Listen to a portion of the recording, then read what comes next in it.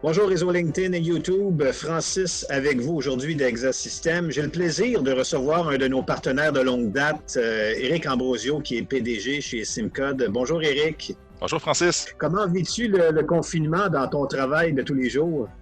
Bien, je dirais que les choses se passent de mieux en mieux. Je dirais, au moment où les mesures du gouvernement Legault ont été annoncées à la fin du mois de mars, au niveau personnel et professionnel, ça a changé plusieurs choses. Là. Au niveau de la business, c'est certain qu'on ne savait pas exactement. C'est comme étant une entreprise manufacturière, on ne savait pas si on était essentiel ou pas. Nous, on se croyait essentiel, mais il fallait aller chercher l'étampe du gouvernement pour le faire, ce qu'on a fait, mais ça a quand même pris une semaine ou deux avant que tout ça se fasse. Donc, la première semaine ou deux, ça a été plus difficile. Parle-moi un petit peu de ton entreprise. Qui est Simcode? Simcode, c'est une entreprise manufacturière qui existe depuis plus de 25 ans. Une entreprise qui fabrique des ordinateurs industriels à écran tactile principalement.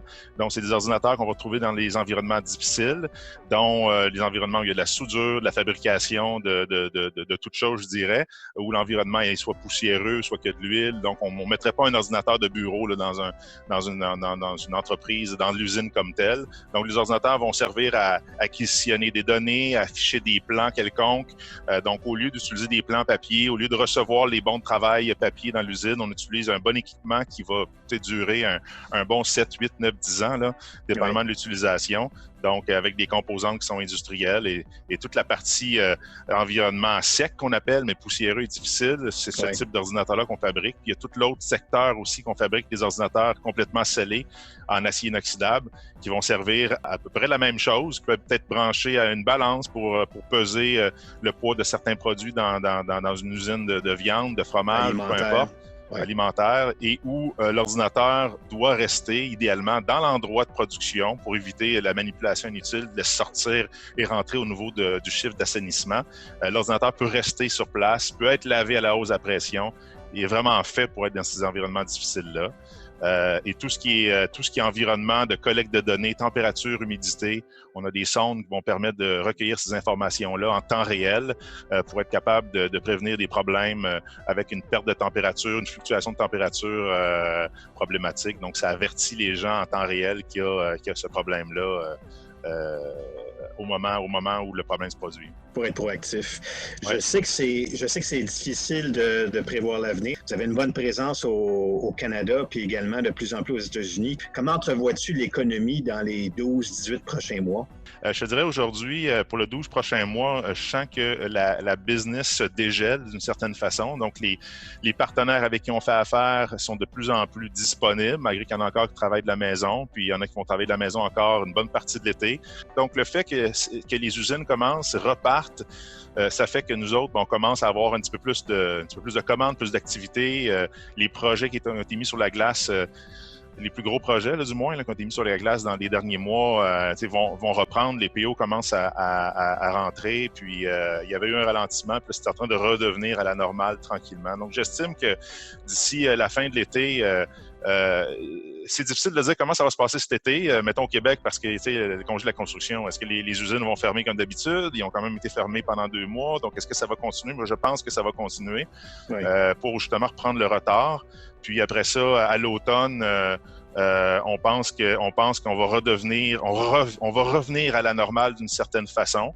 Ça ne va pas sans dire que nos méthodes de désinfection à l'interne avec les employés ont changé, nos processus ont changé, la distanciation, on la respecte, le 2 mètres, est-ce que ça va être encore de vigueur, on ne le sait pas, mais on a vraiment un feeling que la business va reprendre. Simcode a aussi une autre entreprise qui se spécialise dans la robotique.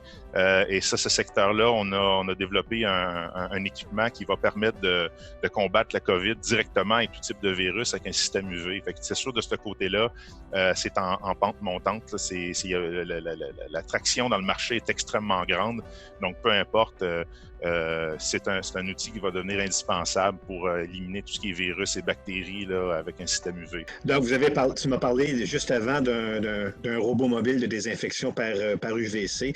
Est-ce que c'est quelque chose qui est disponible maintenant? Si je suis une entreprise maintenant et j'aimerais avoir quelque chose d'automatisé qui se promène dans mon entrepôt, ma chaîne manufacturière, oui, en fait, on a un premier modèle qui est commercialisé.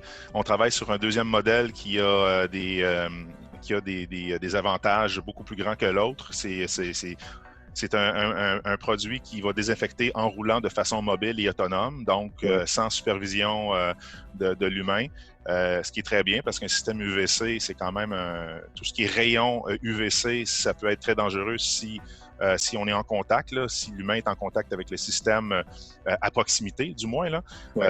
Notre système robotisé va, en fait, se promène dans un environnement qui est à désinfecter et tout obstacle ou tout mouvement à l'intérieur de 20 pieds du robot, du système UV, va faire que le système va s'arrêter complètement au niveau de la sécurité. Tu m'as parlé juste avant l'entrevue, je me permets de l'apporter. C'est un écran, un grand écran 16:9, votre modèle populaire, le W185, et tu m'as dit qu'il serait maintenant disponible avec une certification IP69K. Peux-tu nous en parler un peu? On est sur la planche à dessin en ce moment un modèle qui va avoir la certification IP69K, donc qui est un niveau au-delà du IP66, qui va permettre une étanchéité beaucoup plus grande que les autres.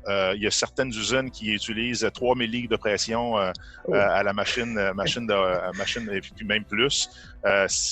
Donc ça vient que puis avec des températures très chaudes également, dépendamment du type de produit qu'il y a, la salmonelle présente, ou que ce soit une usine de crevettes, de poulet ou de fromage, c'est pas du tout le même type de désinfection, de nettoyage, pardon.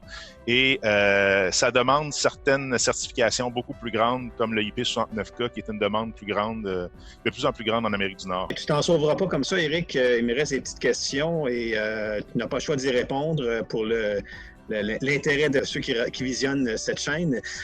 Ton artiste musical préféré, ça serait qui? Mon artiste musical préféré, il y en a plusieurs. Un cliché, c'est les Beatles, c'est certain.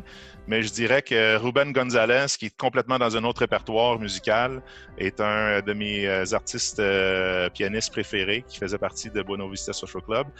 Et qui lave la vaisselle à la maison? Ben, c'est moi, mais c'est pas une tâche que j'aime beaucoup, mais on a 3 enfants. Donc, la vaisselle, il y en a. C'est bien distribué. Oui, 3 enfants de 4 ans, 11 ans puis 14 ans. Donc, ça dépend de l'humeur de la journée. Des fois, la vaisselle se fait pas de leur côté. Fait que non, chez moi, c'est ma conjointe, puis on travaille ça en équipe. As-tu une série Netflix à nous recommander? Je dirais que la série Netflix que j'ai regardée dernièrement, mais qui date quand même un peu, là, c'est Stranger Things que j'ai découvert, que j'avais commencé il y a à peu près 2 ans, puis ma plus grande, qui a 14, a dit « Père, il faut absolument t'écouter Stranger Things, je vais même le réécouter avec toi. » Écoute, Éric, un gros merci d'avoir pris du temps avec nous aujourd'hui. Les sites web les liens sont dans cette publication. Donc, n'hésitez pas à communiquer avec moi ou Éric si vous avez des questions. Je te remercie encore et je te souhaite aussi une très bonne été. Et puis, on se revoit bientôt. Merci, Francis, c'est apprécié.